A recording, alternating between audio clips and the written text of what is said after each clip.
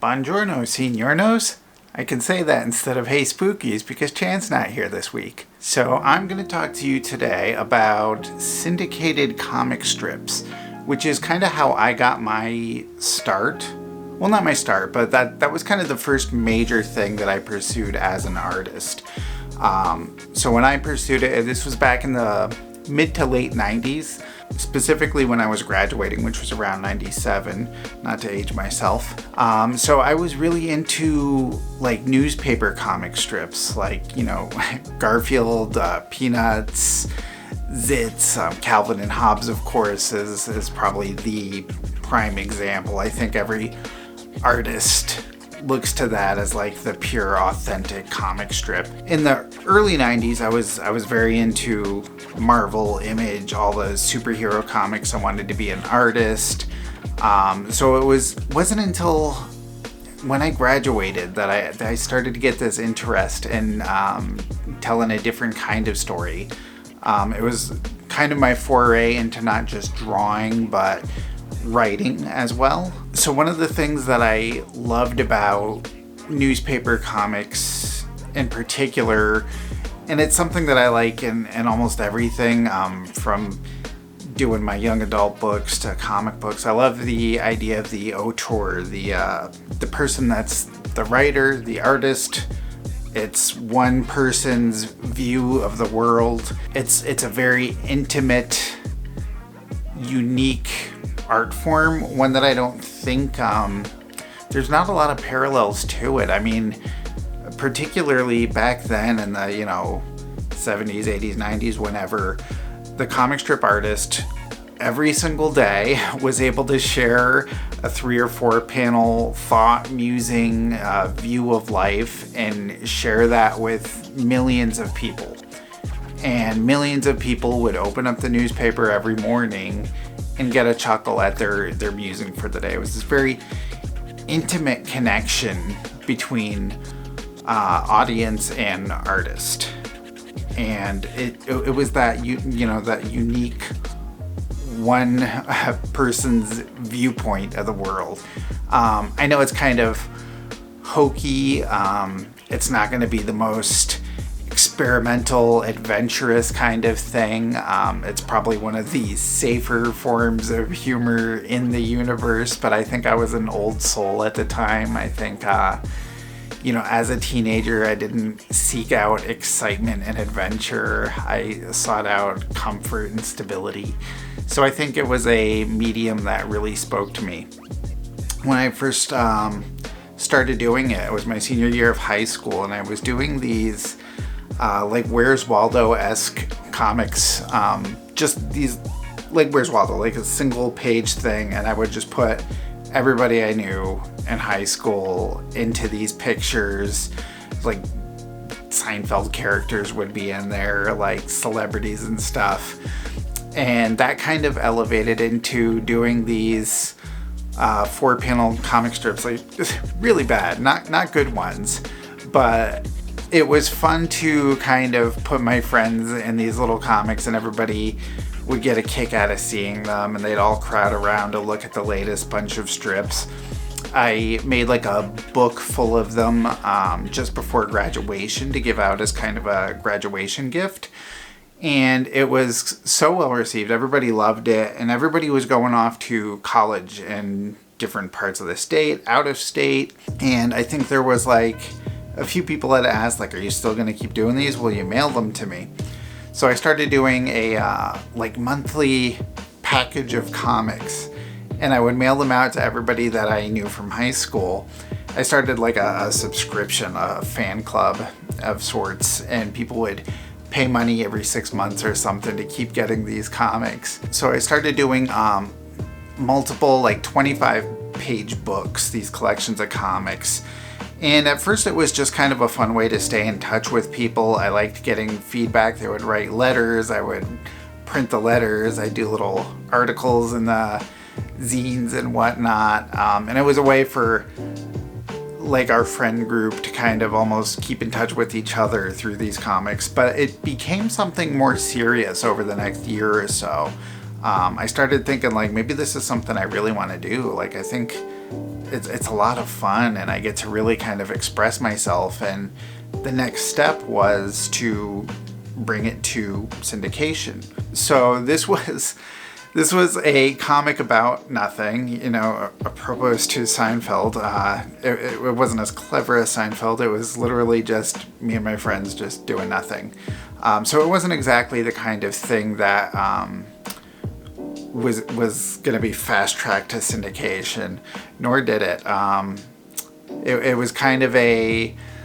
How do you explain it? I guess it was kind of a sad sack version of myself, this lovelorn loser type. I had one girlfriend at that point, which was plenty of experience for me. I was good. I was ready to go create my art. I had enough heartbreak to fill up the next couple years with that.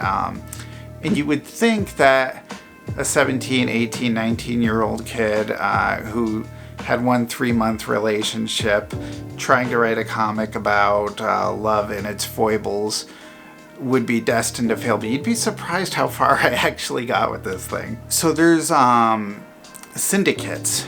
It's syndication. It's comic syndication. In order to have your comic syndicated, you gotta have your comic approved by a syndicate. There were like 5, maybe 6 major syndicates. There was United Media, which I believe merged with Andrews McMeel Publishing. Andrews McMeel, if you see in the funny humor section of the bookstore and you see the collections of all the different comic strips, they're almost all done by Andrews McMeel, and they'll come back into play later in this. There's, let's see, United Features, Washington Post Writers Group, Tribune Creators, King Features is a big one. But all in all, only a few. So you can submit your comic to these 5 or 6 syndicates, and once they say no, there's nowhere else really to send it. At that time, this is specifically in the 90s. We'll get to the internet, we'll get to webcomics. We've been to webcomics if you want to look at the previous Let's Make comic strips. So I would submit my comic. I'd take whatever the latest month bunch was, these 25 pages, and I would send it out to all 6 of them. I'd make a little cover letter explaining who I am. I'd have a page that showed who all the characters were, and that's it. And then I print out the comics, send it out. I got form letters at first. I would just say, thank you for showing your interest, blah, blah, blah. We don't have space at this time. Good luck on your future endeavors. And that was it. So the first bunches I got were that. I would send out more, because what was happening was each month I was kind of learning and growing as an artist. Like, I started drawing on 9x12 paper, and I learned that if I drew at 11x14, which is much bigger, by the time I shrink down that page, it's going to look very, it had a much more clean, detailed look to it. At the same time, I was getting a little bit better at writing the comics. I was, it was less and less about nothing and just me and my friends. I started assigning characteristics to each of the friends. Like, my friend Danny Boy was suddenly like, he's the cool, popular kid that I'm gonna bounce off of, because Steve Reno was like, you know, the kind of neurotic loser or whatever. So he had to have a like really cool best friend. And then my friend Matt, who's very charismatic and humorous, I just made him Matt, the guy with no humor. So he's just this character that never understands the joke or what people are laughing at. So I started kind of giving everybody their own little characteristics. I changed the name from Steve Reno to Sweet Nothings. I was making that kind of loser in love kind of thing the more of the focal point, so it was a little bit more of a selling point.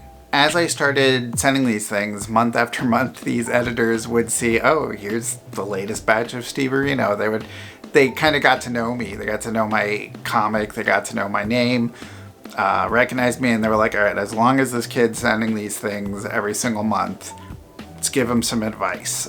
So I started getting little feedback, little It was the form letters, but they'd have little things like try lettering larger, or don't make the main character a cartoonist. Nobody cares about cartoonists, or the public at large doesn't care about the concerns of a cartoonist, I believe it was. So I would incorporate these things. I would listen to the feedback, and I'd work on it in my next group of comics, and I'd send it out again. Eventually, I started getting like actual letters with like more detailed feedback, and they were more and more getting into the cartoon and really trying to help me as an artist. In 1998 or so, I won a contest. It was by Andrews McMeel, the major publisher behind all the different comic strips, like all the collections and whatnot. They had something called, it was called Strip Search, revealing tomorrow's best cartoonists today. And it was run through colleges, and the winner would win $2,000, and they'd have like a book release party at their college bookstore, and there was an actual printed book that the comic strip and a bunch of the other submitted comics, the runners-up and whatnot, would all be printed in. So I actually ended up taking the grand prize in that. It was, I think, like my September 1998 issue. It was very much all about the lovelorn, sad sack college kid. It was one of the, I feel like it was kind of peak early Steve Arino / Sweet Nothings. It was definitely one of my better issues, and I used the money to buy a computer, which I immediately now I'm going to start printing out color covers and all that kind of stuff. My grandmother at the time would send these letters to newspapers. My grandson, so I lived with my grandparents. My grandmother was my biggest fan by far. So she would send all these letters out to different newspapers and stuff saying, my grandson's doing this and that, and he's such a good kid, and he's really having some success with this. And so I had these newspaper articles, they'd send out photographers to come take pictures of me, and I'd do these interviews. And some of these were before winning that contest, and then after I won the contest there were a couple more. So I had 3 or 4 of these newspaper article type things, just talking about my goofy comic strip about my friends, and these really unfortunate headings about can't get a girlfriend? Steve Arino draws out the pangs and humor of dating. So I was the poster boy for Can't Get a Girlfriend for 1998, which was fun. All in all, I never did get that syndication. I think, looking back, I was just, I don't know, I was young. I think the kind of humor that I was going for, as much as I tried to tailor it towards that newspapery audience, it's very family, older. I think, a lot of the people like me that were doing comics in the late 90s and the 90s trying to get syndicated probably moved on to the internet once the internet got there. Webcomics, early webcomics especially, were basically newspaper comics, but they were friggin' weird. They were weird, and they were young, and they were about video games and stuff that myself and people my age cared about. I always wonder what would happen if newspapers actually kind of embraced maybe a younger audience. Would younger people have started reading them? Because newspapers historically have tailored towards an old crowd, which, I get. It's the news. It's not exactly what kids and teenagers are looking to read. But, the problem with newspapers and newspaper comic strips is probably the worst career choice you could make as you're a young artist. If you think about it, if you're writing a book, there's no set number of books. I mean, there's a set number that every publisher is going to publish for the year, but there's pretty much always room for a good new book. Same thing with comics. they're always bringing out new comics. In fact, comics hate going past 5 issues these days. But a newspaper syndicated cartoon, think about it. Each newspaper has like, what, 20 comics? Maybe they have like 2 pages, 30 comics or something. What's going to be in there? Like, Garfield's going to be in there. You're not budging Peanuts out of a spot. Like, these comics that have been here since like the 50s, 70s, 80s, whatever, they're institutions, and they're not budging for your, 18-year-old's lovelorn sad sack comic. It's just not happening. I think the last like major comic that I saw that got a big push was the Boondocks, like late 90s, early 2000s, around that point. It was like a diverse cast. It was very manga influenced. It didn't look anything like most comic strips in the newspaper at the time, but that was incredibly rare. It's tough space, and let's say a syndicate does decide, you know what, we're going to take this comic, we're going to get rid of, Marmaduke or something. The olds are going to come for you, Mix. They're going to complain to the newspapers, what did you do with my Marmaduke? That's the highlight of my day. They're going to get bombarded by a very vocal group that want their institutions. They're not into change. They don't care about what 17-year-old kids are experiencing, It's an incredibly difficult thing to break into, to become a newspaper cartoonist. But that was my interest for quite a few years. Again, I just loved the idea of having this endless canvas. Having a daily comic every day, having a new thought go out into the world, interacting with so many people on such an intimate level. Like, it's something that I still think is really cool. It would be something awesome to do. It's not super realistic. Again, the internet came along, and unlike the limited space in the newspapers, there's unlimited space online. Everybody has a webcomic now. Everybody is a syndicated cartoonist on the internet. Anyways, I just wanted to share a bit about my journey into newspaper syndication, share what I did know about that. It was a big part of my life, It was basically 97 to 2004 was when Emo Boy first took off. That was kind of my my goodbye to doing newspaper comics and pursuing that. I kind of discovered indie comics, SLG and Top Shelf and all these different indie publishers, and it kind of merged that slice of life humor that I was doing with actual comic books.